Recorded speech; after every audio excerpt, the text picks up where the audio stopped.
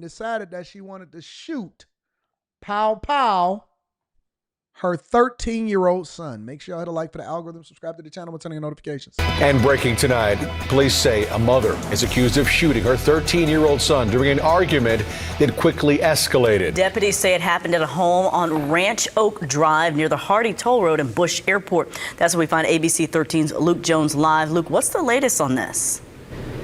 So we're told the child is at the hospital in stable condition after suffering a single gunshot wound. As for his mother, we can roll that tape. She was actually taken into custody around 8 o'clock tonight. That shooting happening at the family home on Yep. Fit the description. Ranch Oak Drive. Fit the description. Fits the description. Yep. Where is this at? Houston. This is in Houston, y'all. North Harris County, Houston. Mother decided that, son, keep talking. Keep talking. You know what? Click, clack, bang, bang. Click, clack, bang, bang. Listen, bro. Say one more word. I ain't playing little neek neek. Say one more word, bruh. You see, I got the ooh-op shebang. Mama, you ain't gonna shoot me. I ain't gonna do what I'm supposed to do. Say one more word. Pow! Y'all ready to move out of Houston? You know, Houston is the new Chicago / Atlanta mixed together. Because Houston got a lot of transplants. A lot of people that's down in Houston is not really from Houston. That's what makes Houston so bad. Because Houston has good. I'm not going to cap. Houston has good. But one of the things that make the degeneracy inside of Houston so bad is that so many people from Houston or is in Houston is not really from Houston. Most people that are in Chicago are from Chicago. Most people that are in Houston are not from Houston. Houston is transplant city. I would say that Houston is more transplantational. Y'all like that word? I just made up a new word. Houston is more transplantational than, from a black culture perspective, than any other city, in my opinion. More than Atlanta, more than any city in Florida. Houston is more transplantational than any city from a black perspective. Because first of all, Houston turned into a huge black transplant city because of Hurricane Katrina. And when Hurricane Katrina hit, a whole lot of black people that was over in New Orleans, I gotta work on. I have never tried a New Orleans accent. New Orleans, baby. I gotta figure out. I got to study in New Orleans. Give me a couple days. I'll be talking like my New Orleans people down there. I'm going to figure y'all out, my people down there in Louisiana. A lot of people went to Houston from New Orleans and everywhere around Louisiana during Hurricane Katrina, and they never went back. They never went back. They went to Dallas. They went to Houston. I think that Houston probably got the biggest batch of them than any other city. Houston probably got the biggest batch. They spread out everywhere, but they were really concentrated in Houston and in Texas. And then you had a lot of people that was moving from Atlanta. So Atlanta had a lot of transplantational people from other cities. Because it was always being sold as you got to go to Atlanta, got to go there. If you black, you go to Atlanta. You black, you move to Atlanta. Black, move to Atlanta. Black, move to Atlanta. And then everybody from Atlanta got wore out in Atlanta. And that's why you see people down in Atlanta saying, I was born and raised here, because there's so many people in Atlanta that's not from Atlanta. And the people that's in Atlanta that's from Atlanta is mad at the people that's not from Atlanta that moved to Atlanta. And so then you had a lot of people that moved down to Houston from Atlanta because Houston, Atlanta, Vegas. Houston, Atlanta, Vegas. A lot of y'all don't know nothing about Houston, Atlanta, Vegas. Your husband is from NOLA and they never went back. Yep, that's right, Kirsten. That is 100% true. And then you had a lot of people moving to Texas during the pandemic because, first of all, Texas and Florida were states that never really shut down except for the initial part of the pandemic.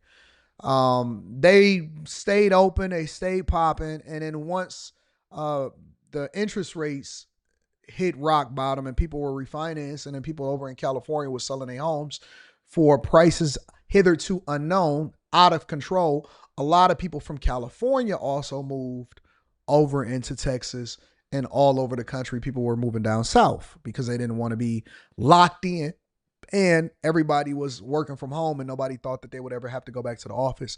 So Texas just got a mix of every worst thing that you can think of, even though they're still red. A lot of people from California is trying to move back to California though. Hours earlier. So here's what happened. According to Precinct 4, they say around 5:30 they got a call saying that the mom and the son were fighting each other at the home in the presence of other family members. As they were headed over to the house to deal with that, they get a second call, this one, informing them someone had been shot. It's just going to be mom and her 13-year-old son that were pretty much, it led to a fight. It led to a verbal disturbance, and ultimately it led her to firing her handgun and striking the child. Precinct 4 confirms tonight the 13-year-old child was not armed himself. They do say the mom is going to be charged with aggravated assault on a family member. They tell us right now the district attorney's office has already accepted that charge. They also tell us there's a history here at the house. Other calls for service involving the mother and the son. So a long track record of disturbances that culminated tonight in a 13-year-old being shot. We're live in North Harris County. I don't know how to feel about this. So before I give y'all my conclusion on this situation, let's go over and hear exactly what the whole story is from the police. So my name is Juan Flores, Juan. First of all, your name is not Juan, it's Juan.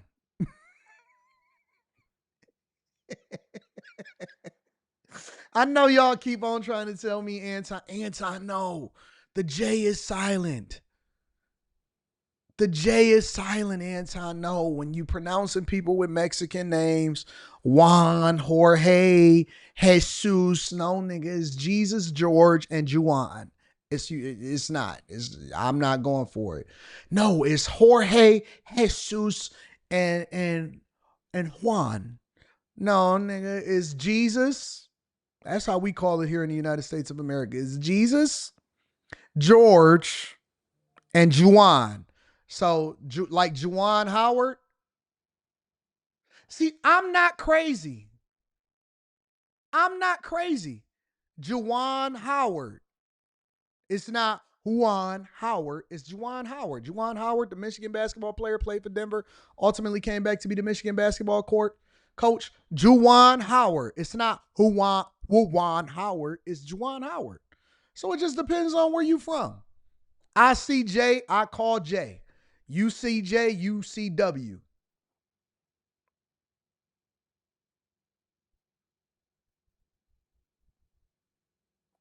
I'm not going for it.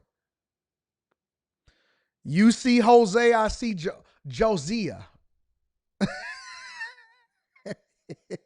Last name Flores. I'm a captain with the Harris County Constable's Precinct 4's office. Today, at about 5:22 p.m., deputies were dispatched to a disturbance.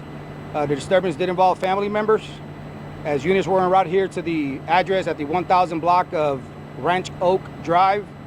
A secondary call came in about a discharge of a firearm and somebody possibly being struck. We came out here, conducted our investigation. We have at this point concluded that 2 family members were involved in a disturbance. It is going to be a mother and a 13-year-old son. During the altercation, the mom did produce a weapon and she did fire a round, striking her son. The investigation thus far, we did contact the Harris County District Attorney's Office, and they are going to be accepting aggravated family assault charges on the mother and a family member for shooting her son, who currently is in the local hospital. At this point, he is stable, but he does have a gunshot wound in his body. Any idea what they were arguing about? It's going to be family matters here within the home that's been brewing. Was the son armed with anything? At this point, no. Where was he hit? Probably in the leg. I'm not going to disclose exactly where, but he was struck. He was definitely struck. Were they the only ones in the home, the mother and the son? There's other family members in the home. What were they doing? They were inside. Sound like mama and the son Not be part of the arguing a lot. No one else was injured but the 13-year-old? Correct. Yes, sir. What kind of firearm was it? It's going to be a handgun. Yep, 9mm, baby. Block. There has been other calls here previously. What were those calls like? It's a mixture of different calls here at the house. It sounds like you don't want to be too specific about what they were fighting about, but Correct. generally, can you give us something? It's just going to be mom and a 13-year-old son that were pretty much, it led to a fight. It led to a verbal disturbance, and ultimately it led her to firing her handgun and striking the child. You said a moment ago that it was brewing, like there had been Correct. arguments over a period of time. There's been previous incidents here at this house. Involving the mother and son previously? Yep. Involving them, yes. What will happen now? Sound like he need to get out. Once the DA's office takes the charge, we'll be booking her into the Harris County Jail, and ultimately it's going to be the district attorney and the judges that are going to take over the case. And So it sounds like two things, because it's difficult for me to make or draw a conclusion right now. All right. Do I think that he should have been shot? Absolutely not. Absolutely not. But it's only one of two scenarios of how this played out. It's only one of two scenarios of how this played out. And I'm going to go ahead and give you the skinny on one of the two. All right. One scenario that this played out like is that he don't have a strong father in his life. He does not have a strong father in his life. One thing that I did not hear mentioned, and I know that y'all think that y'all can raise a man to be whatever you want him to be, but I'm telling you, y'all better be very, very careful on vetting who you want to be your child's father, girl or boy. Whether you having a girl or boy, you need to be very careful that that person is going to be a participant in your child's life, and you better not be an a-hole in preventing him from being there. Because if that be the case, then you are going to find yourself in a situation where you're going to be going back and forth with a person that don't even understand. Because young men, most times, they try their fathers at some point. I did one time. I said, oh, you ain't going to talk to me.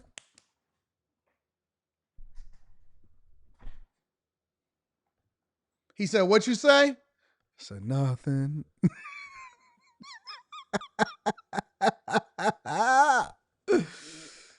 Oh, man. Now, you know, I know you've been mouthing off a little bit to your mama, but you better watch your mouth. Yes, sir. Yes, sir.